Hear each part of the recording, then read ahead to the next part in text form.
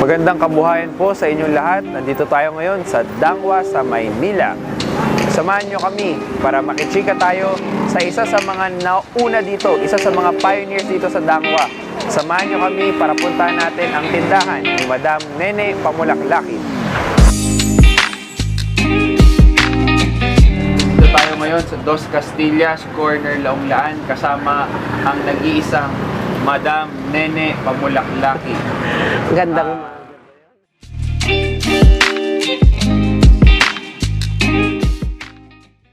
magandang umaga. Ako po si Nene Pamulaklakin na nagtinda magmula noong 1986 hanggang ngayon dito sa Dangwa, tinatawag na Dangwa, sa Dos Castillas, corner Laonglaan.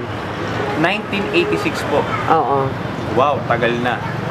Ilang years na yon? Parang 30. 3? O, parang gano'n, no? Grabe. Oo.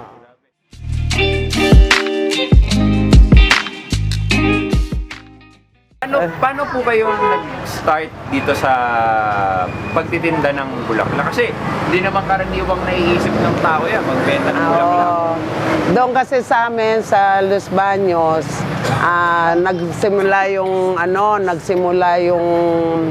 nagtitinda kami ng aster sa Baclaran pa. Ano po yung aster? Yung pampillers, bago pa lang nagsisimula yan, na galing Thailand ang simila, pinadami doon. Yun ang iniluluwas namin dito. Umpisa sa Baclaran. Tapos, nakarating kami dito sa Dangwa. Ayun. Nung makarating kami dito sa Dangwa, naswerte nagkaroon kami ng pwesto.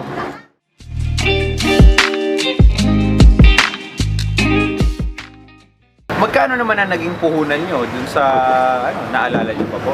Dito, yung sa Aster kasi konti lang dito nagsimula ako na 5,000 lang. 5,000? Oo, na hiniram pa sa pangkabuhayan, di ba?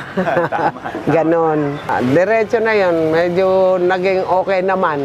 Naging okay naman. Okay naman ngayon, nagkaroon na ng maayos na pwesto. Kasi dito noon, hindi naman ganito pwesto eh. Parang talagang bangketa lang na may bubong lang.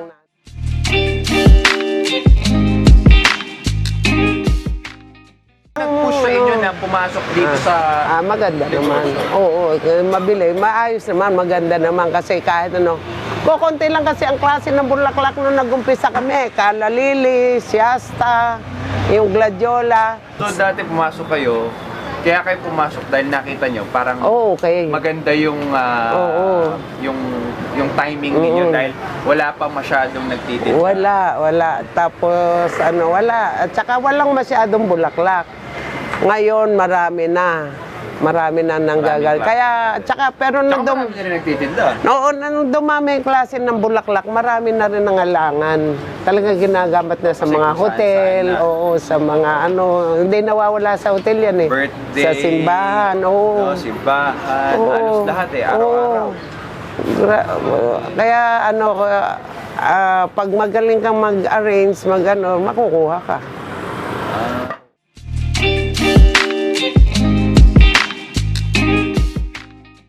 Ano naman po yung mga sabihin nating mga challenges, no? Yung mga marami pagsubok. Meron kasi ang tagal eh. Oo, marami. Meron panahon na talagang malulugi ka. Meron panahon na talagang kikita ka naman ng ganun. Up and down.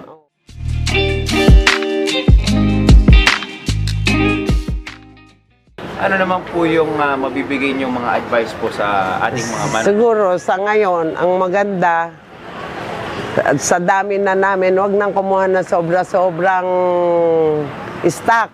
Kailangan tama lang. Noon kasi, kung kakaunti lang ang magtitinda, ang customer naman halos isa lang eh. Kung dumagdag man, ganun lang din. Isang dahil.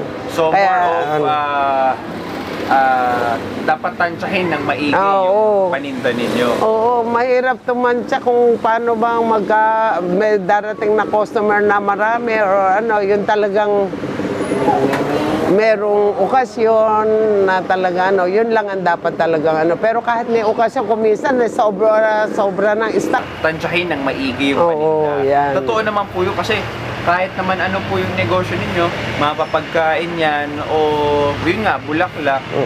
Lalo na bulaklak, alam ko bulaklak nalalantayan. Oo. Hindi pwedeng Pinakamatala isang linggo. Oo, isang linggo. Eh kung walang bibili ng bulaklak nyo, isang linggo, lanta na.